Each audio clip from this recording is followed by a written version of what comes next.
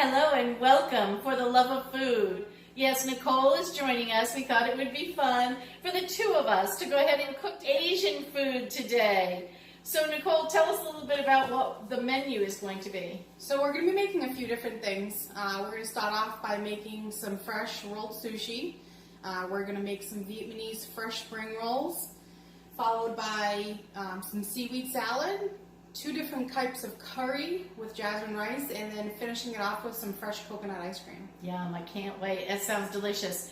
Now what we did ahead of time was we had to make the rice up ahead of time. So we're not going to show you how to make the rice. But we do want to tell you, you can't just use any rice. You've got to use the sushi rice. And it has to be prepared a little bit differently. So tell us, Nicole, how did you prepare that? Why is it different? So the sushi rice cooks a lot faster, so the ratio that you use for rice to water is very different.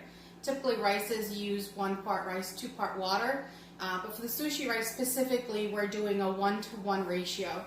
Sushi rice is very bland, so you want to make sure to add some flavoring to it. So today, after the rice is cooled, we're going to be mixing in a little bit of rice wine vinegar, salt, and sugar, and we'll make sure to post that recipe on our website. Great, so that recipe will be available even though we're not going to show you how to make it. We'll be back in just a few minutes to show you how to start preparing such a wonderful Asian meal.